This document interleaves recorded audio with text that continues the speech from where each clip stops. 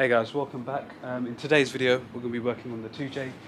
You would have seen we've obviously wrapped it. The car used to be silver, but what we're going to be looking to do is basically transfer this old silver dash that was obviously fine when the car wasn't wrapped to something like this.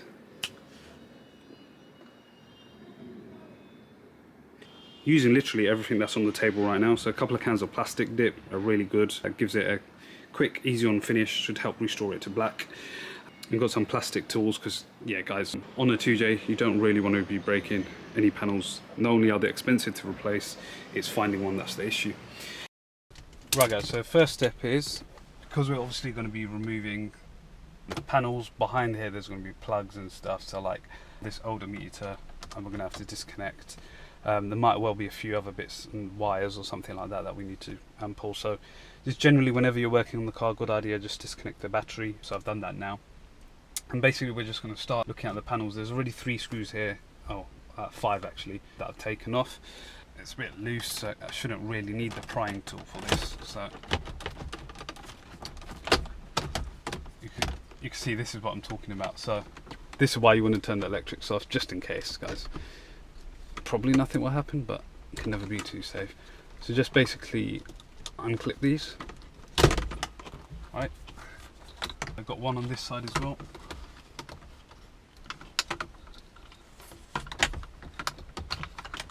So just to be clear, the Supra doesn't come obviously with silver panels. It's been painted. You can see, yeah, you can see where it's been sprayed.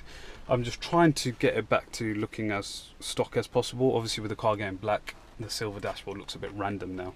So yeah, that's one panel out. We'll just crack on with the rest in the time lapse.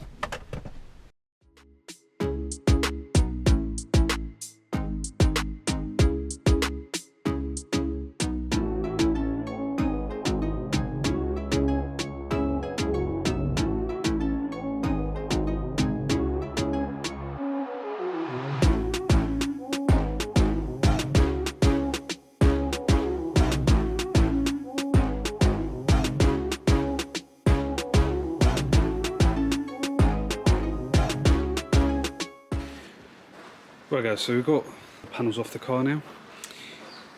What the next step is going to be is obviously removing all these little areas, so it's literally just the plastic that's left. So we're going to have to pop the switches out, remove the heating and ventilation controls. So see, if I just flip it around, there's a couple of screws at the back, and then yeah, with the switch you've just got to literally pop them out. So once they're out, the next step will then be sanding it down ready for paint.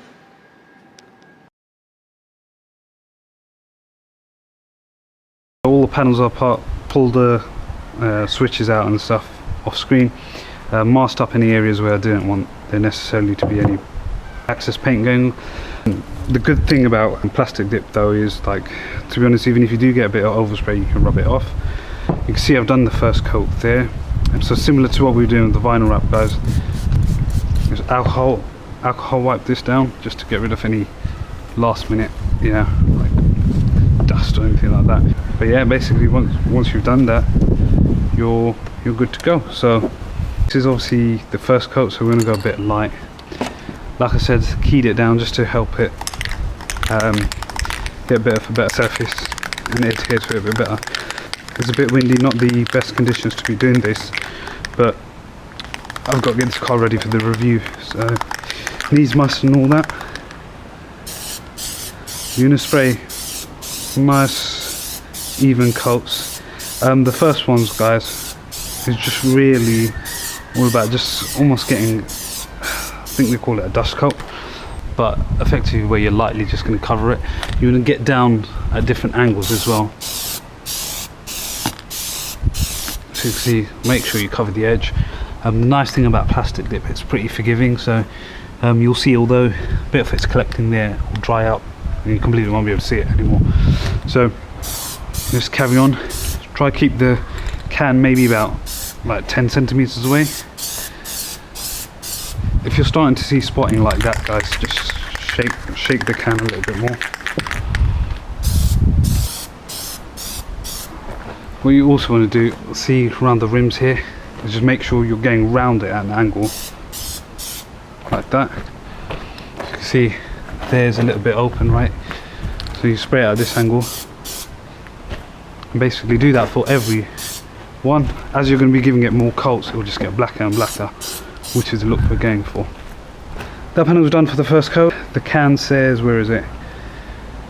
Leave about 30 minutes between coats, and it's usually anywhere between 3 to 4 coats on average. So I'm going to leave that a little bit just to let it dry, and then I'm going to crack on, guys, with the other panels. But you've seen the process, basically dust coat. I'll show you a little bit when I go over the second and third coat on this exact panel, so you can follow it through. But I'm going to crack on with the rest of it, so catch up with you guys in a bit. Now what you want to try and do with the second coat, right, guys, is try and get it to cover the bits that it wasn't previously. So you can see here there's a bit of obviously still silver showing through, so we'll just come around here. Again, don't go silly with it, although it is pretty forgiving, but just give it a nice even coat.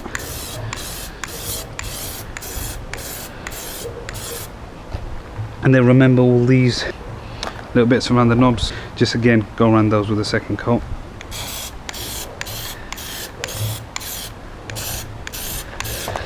I guess the thing, guys, is just basically get all the angles. So right now everything I can see that way, that edge, that edge, that edge, that edge, all these edges, just get them in one go, then rotate yourself around and come back and hit it from the other side.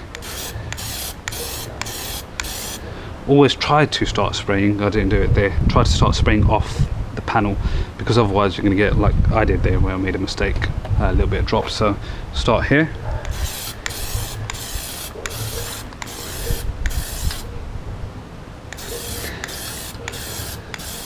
right, so that's the second coat done. So you can see it looks a lot more solid. So once that's touch dry, probably in about 10-15 minutes, we'll move that across and then start with the next panel. It's the same process, guys, again. So the can said 3 to 4 coats. I might just keep going until I run out. We'll catch back up once all the panels are ready to go back on. Right, guys, so that's pretty much it. You can see I've already pretty much clicked everything in. It's all back, all the knobs, all the heating controls, everything are screwed back in. And yeah, I mean, I think it looks really, really good. It's a really good, quick way to get your car looking, well, this Supra now looks closer to stock as it did before.